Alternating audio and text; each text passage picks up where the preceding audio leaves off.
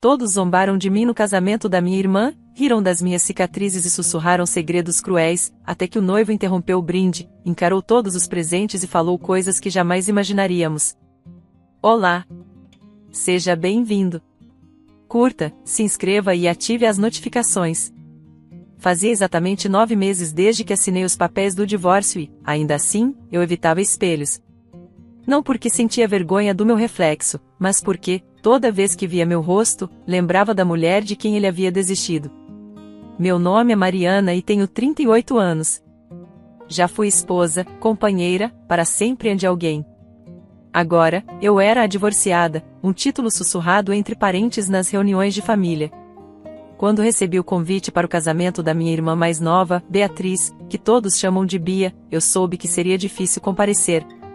Bia e eu sempre tivemos uma relação tensa. Ela era a filha de ouro, a linda, a que nunca precisou se esforçar muito. Eu era a responsável, a firme. Construí um casamento, um lar, uma vida, até tudo desmoronar. Pensei em não ir, cheguei a rascunhar uma desculpa educada, mas depois imaginei o que as pessoas diriam. Que minha ausência seria a prova de quão instável eu havia me tornado.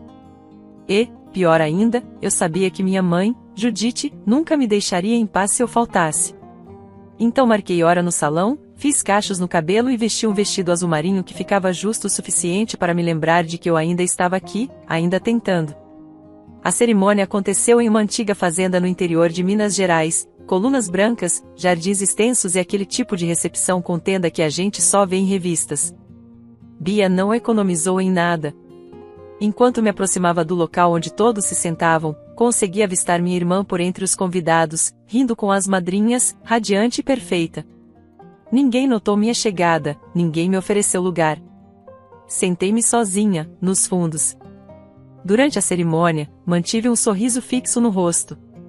Aplaudi quando o celebrante os declarou marido e mulher. Levantei-me para a saída do casal e, então, fui silenciosamente para a área do coquetel. Foi quando ouvi meu nome. Mariana? Virei-me e vi minha mãe, Judite, se aproximando com uma taça de espumante na mão e aquele olhar julgador que conheço tão bem. Ela me beijou no ar, perto da bochecha. Você está cansada, querida, disse ela. Mas pelo menos veio. Foi o começo. Mais tarde, na recepção, eu aprenderia até onde ia a crueldade. Mas, naquele momento, senti apenas a picada familiar de ser notada apenas para ser diminuída.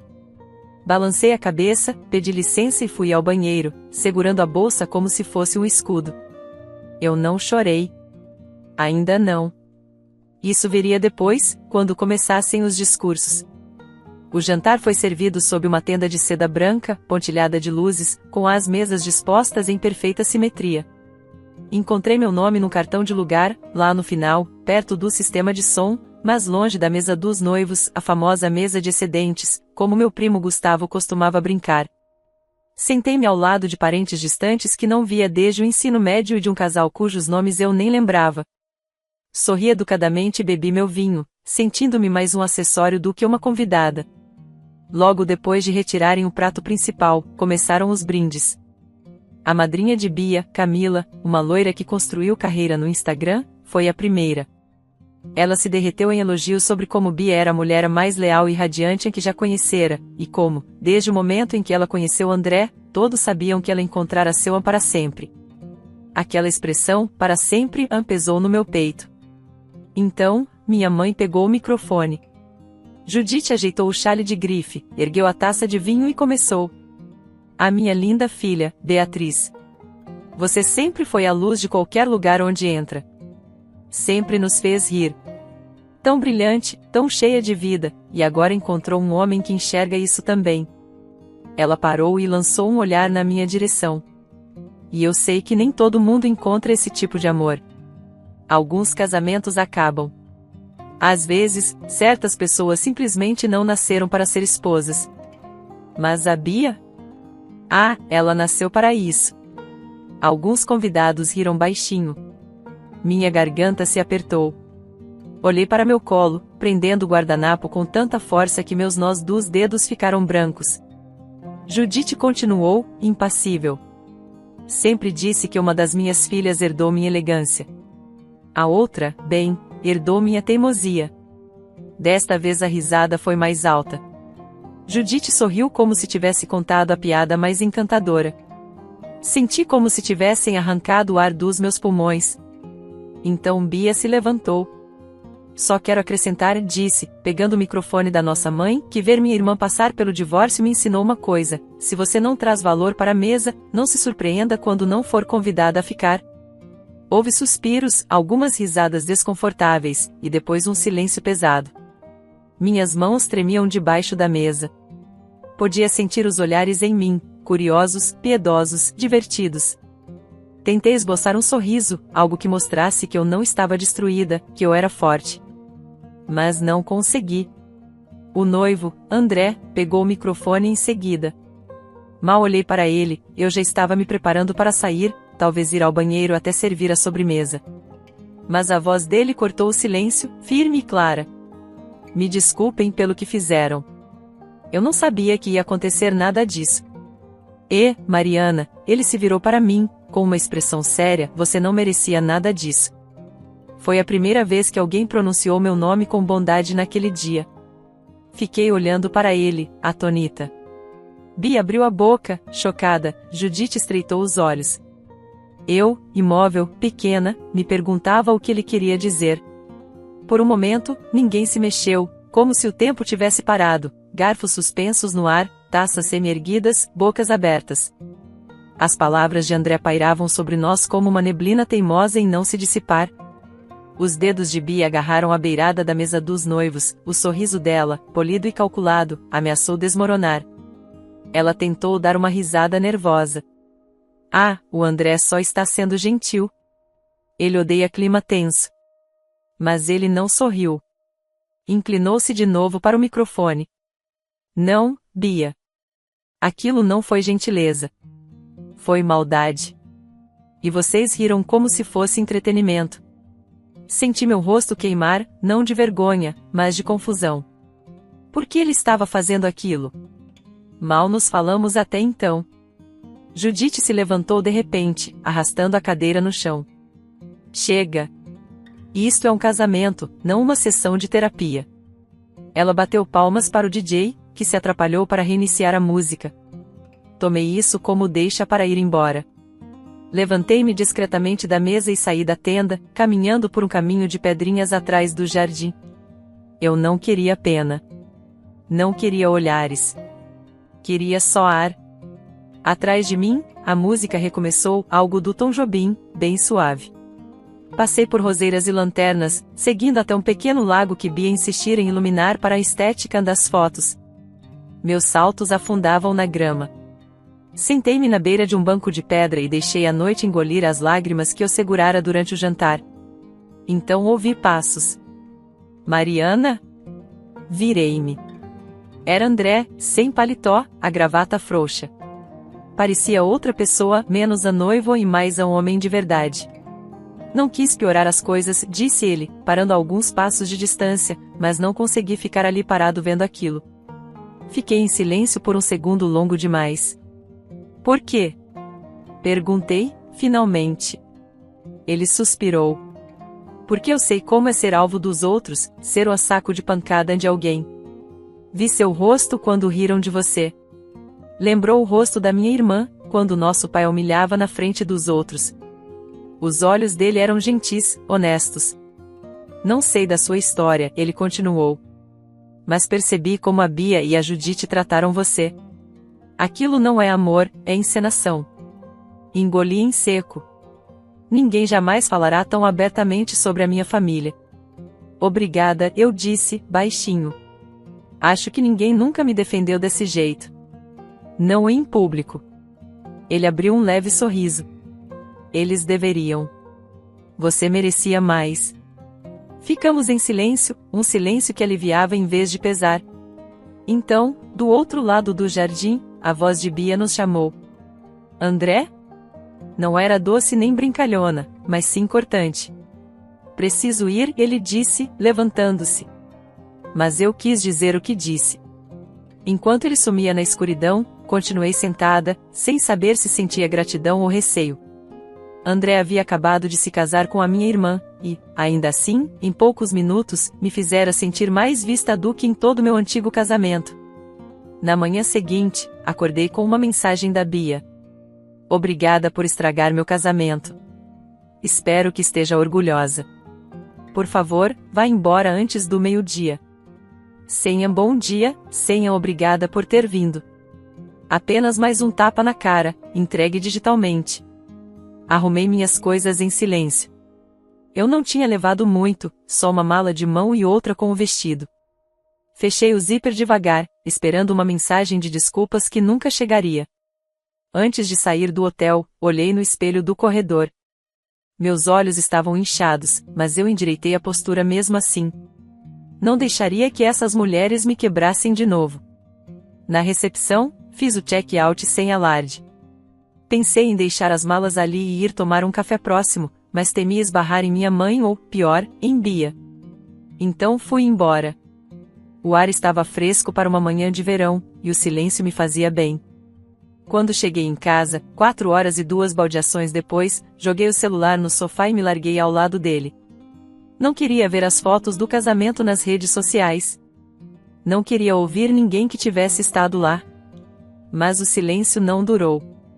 2 dias depois, meu telefone vibrou com uma mensagem de um número desconhecido. Oi, Mariana. Espero que não seja estranho. Sou o André. Fiquei olhando para a tela. Só queria dizer que falei sério naquele dia. Se precisar conversar, estou aqui. Ele não devia ter mandado aquilo. Era casado. Mas eu não podia negar o nó que se formou no meu estômago ao ver o nome dele. Não respondi. Não naquela hora. Em vez disso, deixei o silêncio crescer, torcendo para que, se eu não o alimentasse, nada floresceria. Mas a Bia parecia ter outras sementes crescendo na cabeça dela. Uma semana depois, minha amiga de longa data, Mônica, me chamou para almoçar.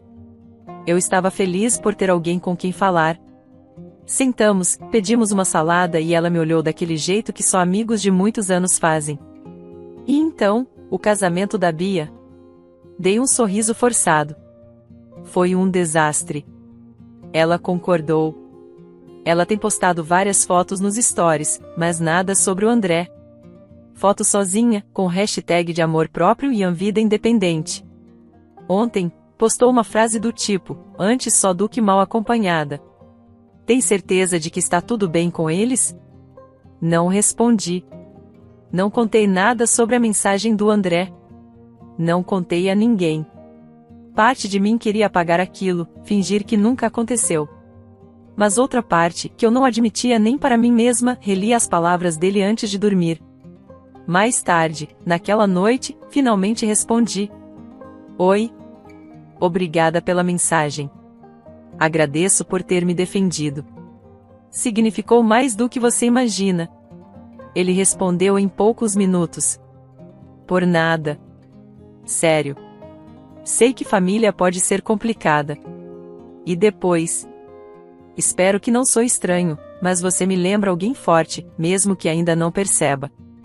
Fechei o aplicativo antes de dizer algo de que eu pudesse me arrepender, porque a verdade é que eu não me sentia forte há muito tempo. Os dias foram passando. Mergulhei no trabalho, algo silencioso, discreto, edições de texto para uma empresa que nunca fazia muitas perguntas. Eu morava em um apartamento pequeno, com um piso que rangia, mas boa iluminação, e, na maior parte do tempo, era um refúgio seguro. Mesmo assim, eu não conseguia parar de pensar em André. Não como uma mulher pensa em um homem que deseja, mas como alguém que revisita um momento que não faz sentido. Suas palavras, seu tom, aquele algo nos olhos dele, empatia, reconhecimento, ou algo que nenhum de nós sabia nomear. Eu precisava de clareza, não só sobre André, mas sobre tudo. Então fiz algo que não fazia desde o divórcio, liguei para meu ex-marido, Pedro. Ele atendeu no terceiro toque, surpreso, mas cortês.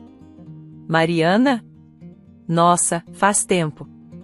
Não nos falávamos há quase um ano. O silêncio entre nós não era amargo, era estéril, como uma porta fechada sem barulho e jamais reaberta.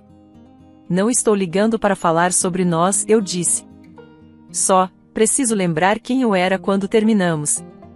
Ele ficou quieto por um instante. Você estava cansada, esgotada. Não só por minha causa, mas por tudo. Afundei no sofá.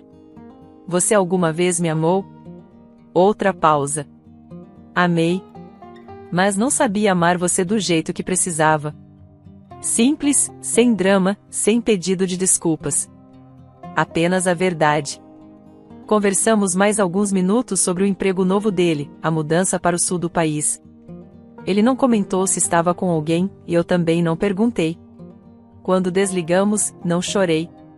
Pensei que fosse chorar, mas, em vez disso, me senti como se tivesse devolvido um livro à biblioteca. Um capítulo encerrado, um peso a menos. Naquela noite, me vi stalkeando o perfil da Bia, mesmo sabendo que não devia. Ela estava lá, posando de branco numa vinícola, brindando com champanhe, marcada num retiro de bem-estar sozinha. Nenhuma menção ao André, nenhuma aliança nas fotos. Então algo inesperado, uma marcação de uma mulher desconhecida, numa foto casual em um restaurante. Bia aparecia sorrindo, ao lado de um homem que não era o André. Meu coração acelerou. Ampliei a imagem. O homem era forte, estava com a mão no encosto da cadeira dela, não de forma amigável. Não sabia o que me chocava mais, ela já estar com outro homem ou não se importar que todos vissem. 2 minutos depois, outra mensagem do André. Tenho pensado muito no que falei no casamento. Não se tratava só de você, mas de tudo que ignorei desde que conheci a Bia. Desculpe, só precisava dizer isso para alguém que entendesse. Eu não respondi. Não consegui. Porque, no fundo, eu entendia. Na manhã seguinte, me peguei relendo a última mensagem dele. Tentei me convencer de que era só preocupação, uma questão inacabada entre ele e minha família. Mas eu sabia que era mais que isso. O que eu não esperava era ouvir de Bia. Não por mensagem, nem por ligação, mas pelo interfone. Era tarde da tarde, eu tinha acabado de sair do banho e nem me trocara direito. Olhei pelo olho mágico e congelei. Bia, com óculos escuros grandes demais para o rosto e uma sacola pendurada no braço, estava parada na porta, com a expressão tensa, como se tivesse ensaiado antes de vir. Abri a porta devagar. Ué, ela disse. Não vai me convidar para entrar? Deixei-a passar sem dizer nada. Ela andou pelo meu apartamento como se fosse dela. Que aconchegante, disse, com algo amargo na voz. Cruzei os braços. Por que você está aqui, Bia? Ela colocou a sacola sobre a bancada da cozinha. Para conversar, obviamente. Continuei calada. Ela suspirou, impaciente, como se eu fosse a difícil. Eu sei que você tem falado com o André, disse, seca. Não adianta negar. Vi as mensagens no celular dele. Ele anda distante, quando fui checar, lá estava, seu nome. A voz dela não parecia irritada, e sim com medo. Não falei nada demais, respondi com cuidado. E ele foi quem me procurou. Ela deu uma risada curta e amarga. Claro que sim. Homens sempre buscam mulheres que parecem quebradas. Você sabe bem disso. Meu estômago revirou. Bia desviou o olhar, fingindo observar o ambiente. Não está dando certo, disse ela, referindo-se ao casamento. Fiz tudo certo. Planejei o casamento perfeito, consegui a casa, o anel, os seguidores, e ainda assim ele se afasta. Você acha que é fácil ser eu? Fiquei atônita com a pergunta. Você me humilhou na frente de 200 pessoas, falei, num tom baixo. Você e a mamãe me trataram como lixo. E agora quer simpatia porque sua vida não está saindo como no seu Instagram? Por um instante, a máscara dela rachou. O lábio inferior tremeu. Eu não quis machucar você, sussurrou. Eu não acreditei totalmente, mas vi algo que nunca tinha visto, medo. Não de mim, mas de ficar sozinha. Bia pegou a sacola e tirou uma caixa pequena, colocando-a sobre minha mesa. O que é isso? Um vestido, respondeu. Do casamento. Você deixou no hotel. Achei que fosse querer de volta. Olhei para a caixa. Parecia um suborno, um pedido de desculpas disfarçado de gentileza. Ela se virou para sair, mas parou na porta. O que quer que você pense do André, ele não é quem você acha. Ele não fica com mulheres que o desapontam. E foi embora. Fiquei ali, coração disparado, sem tocar na caixa. Não sabia quem André realmente era, mas começava a perceber que também não conhecia Bia. Por 2 dias, deixei a caixa intocada na mesa de jantar, como uma testemunha silenciosa. Eu a mudava de lugar para limpar, mas não a abria. Tinha medo do que aquilo significava. Em vez disso, ocupei-me com trabalho, com tarefas simples, com qualquer coisa que não envolvesse minha irmã, o marido dela ou o nó crescente no meu peito. Na terceira noite, me vi parada à janela, olhando a rua vazia lá embaixo, celular na mão, a conversa com o André ainda aberta. Eu não havia mandado nada depois que Bia veio à minha casa. Não sabia o que dizer ou se queria dizer algo. Então chegou a notificação. Acho que ela sabe que estou falando com você. Ela está estranha, meio assustada. Desculpa, não devia estar te envolvendo nisso. Você merece paz, Mariana, não mais caos. Deixei o celular de lado e finalmente abri a caixa.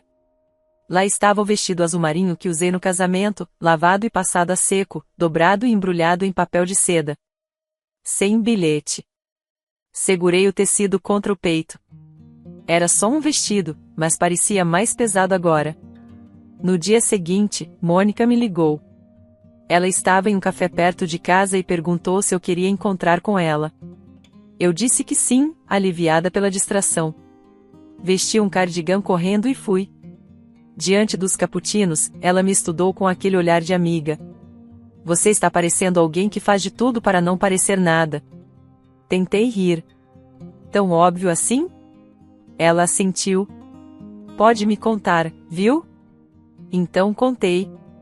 Não tudo, mas o suficiente, sobre o casamento, sobre a humilhação, sobre as mensagens do André e o rumo estranho que aquilo estava tomando. Ela ficou em silêncio por um tempo. Depois disse: Quer saber minha opinião? Acho que você está sendo sugada para algo que não é seu. A Mariana que eu conheço não fica seguindo a bagunça dos outros, ela conserta a própria vida. Aquilo me atingiu mais fundo do que eu esperava. Depois do almoço, voltei para casa devagar. Cada passo parecia uma pergunta.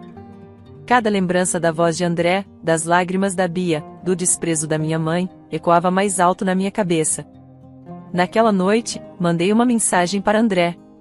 Chega de mensagens. O que quer que esteja acontecendo entre você e a Bia, resolva sem me colocar no meio. Desejo paz a vocês dois. Ele não respondeu imediatamente, mas quando finalmente o fez, as palavras me gelaram. Ela não é quem você pensa, Mariana. Nunca foi. E você vai descobrir isso.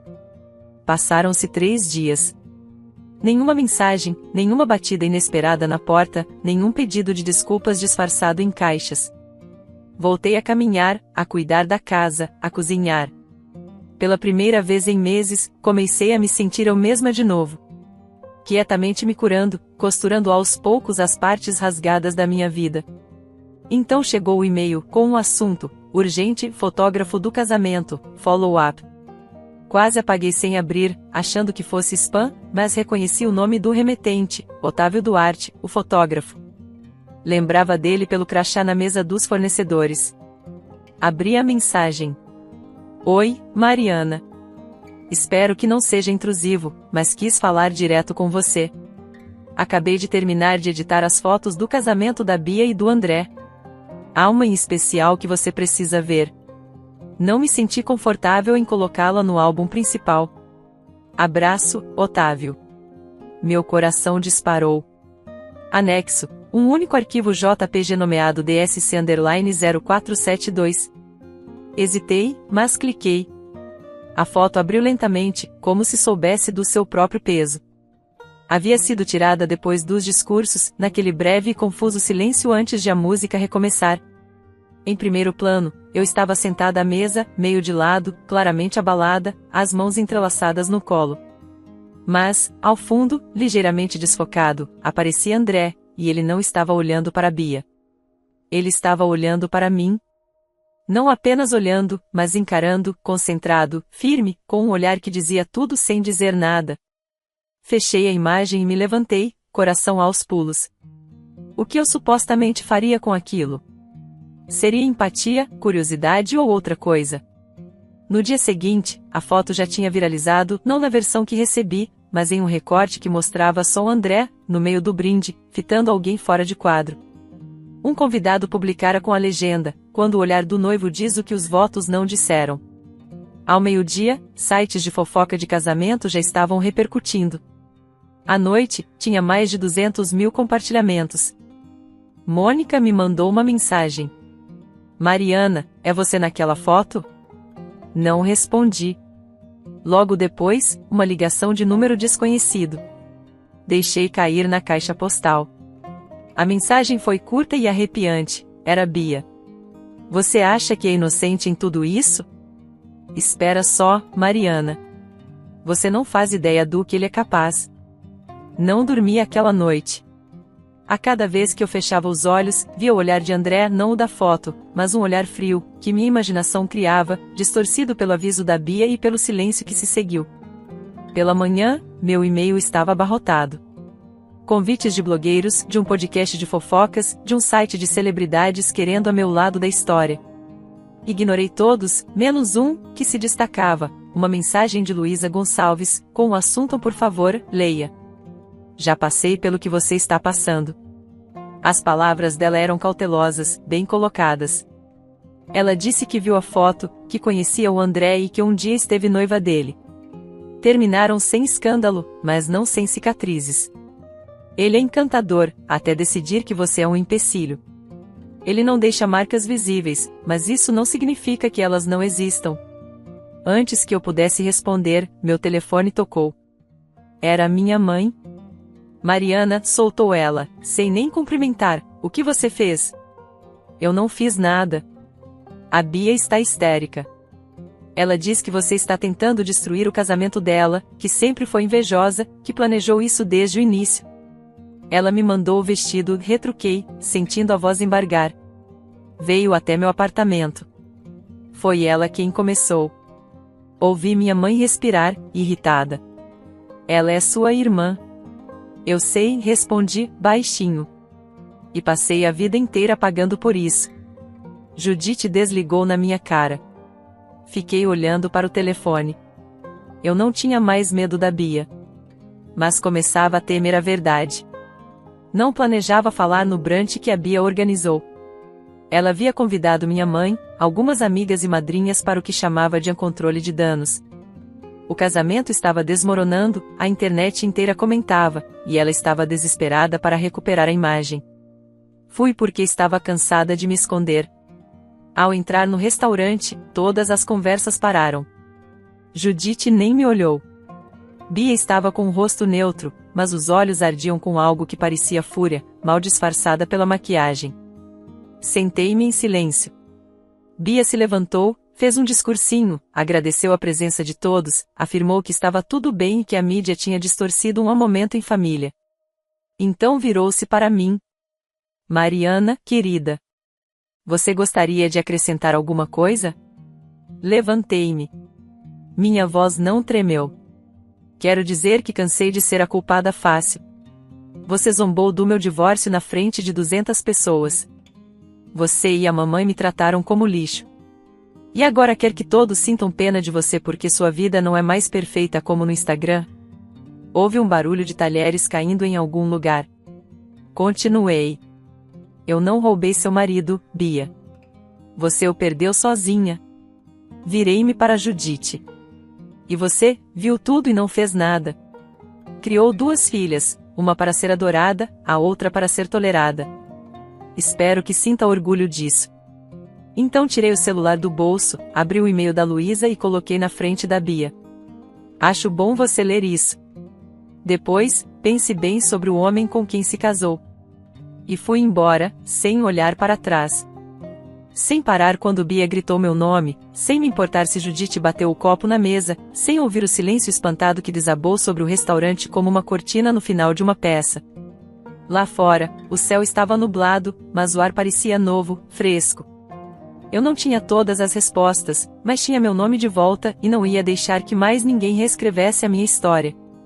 Espero que tenha gostado da história. Curta, comente e compartilhe. Obrigado por assistir.